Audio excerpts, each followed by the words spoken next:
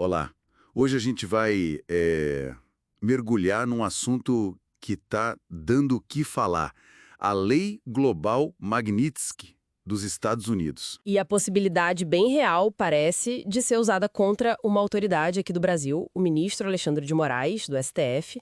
A gente se baseou em algumas notícias, declarações recentes lá dos Estados Unidos, que explicam um pouco a lei, como funciona.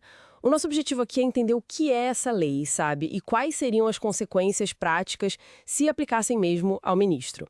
Ok, vamos lá. O estopim mais recente foi uma fala do secretário de Estado americano, o Marco Rubio, né?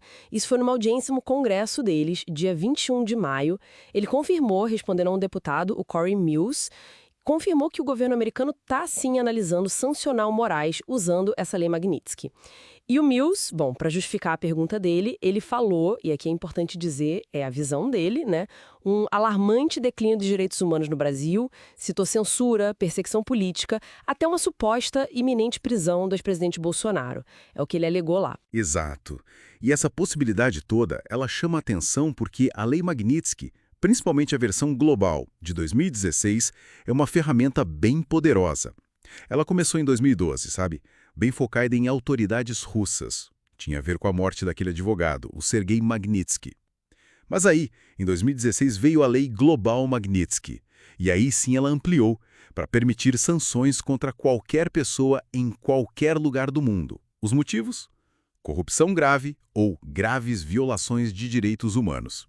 Certo, mas o que seriam exatamente essas graves violações? Não deve ser qualquer coisa, imagino eu. Não, não é mesmo. A lei é específica.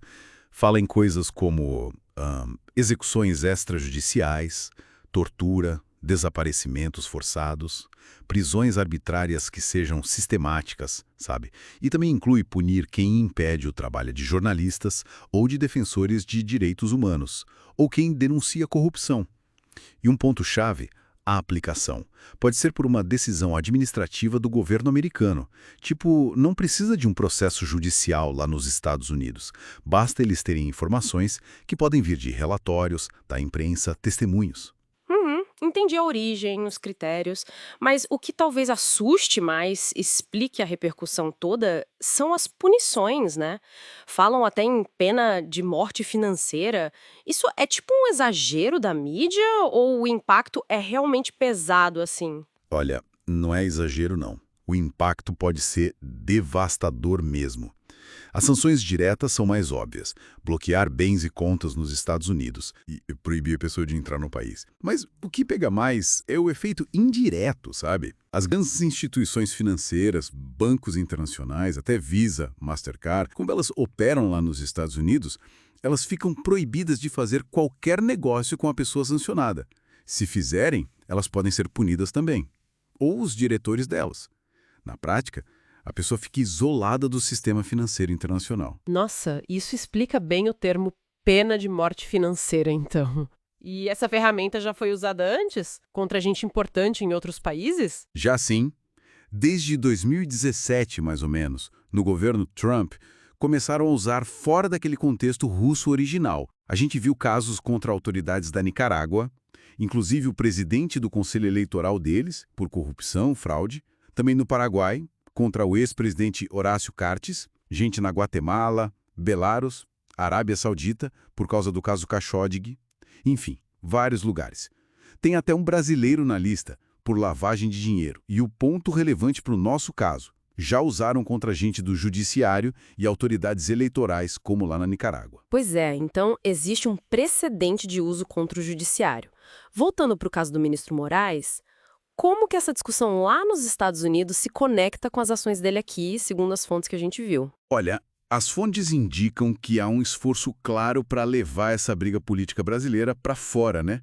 Aliados do ex-presidente Bolsonaro, como o filho dele, Eduardo Bolsonaro, têm feito lobby lá, se reuniram com parlamentares tipo o Corey Mills, que fez a pergunta para o Rubio. E os argumentos que eles levam contra o Moraes focam muito numa suposta perseguição judicial contra Bolsonaro e aliados.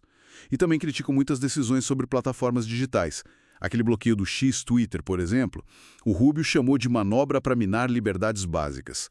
Tem até um processo rolando lá na Flórida da empresa de mídia do Trump contra o Moraes e um projeto de lei sobre isso na Câmara Americana. Entendi. Então existe uma articulação política acontecendo lá. Mas assim, na prática, qual a chance real disso ir para frente? O que o Rubio disse exatamente? O Rubio falou que está sob análise e que existe grande possibilidade. Mas é crucial notar, não tem decisão tomada ainda, tá? Quem decide mesmo é o executivo, o governo Biden agora.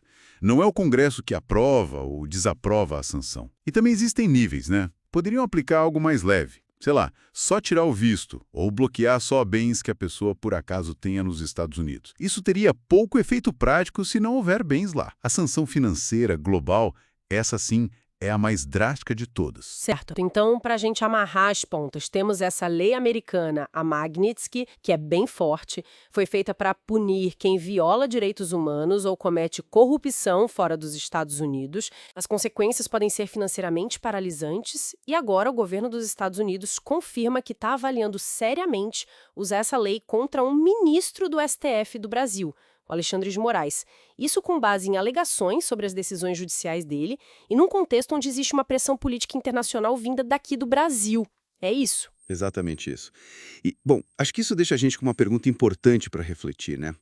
Indo além desse caso específico do Moraes, o que significa quando um país usa uma lei interna sua, como essa Magnitsky, para mirar numa autoridade judicial de topo de outro país soberano? Como isso mexe com as ideias de soberania, de defesa de direitos humanos em nível global e com a própria politização das relações internacionais hoje em dia? É uma questão bem complexa, né?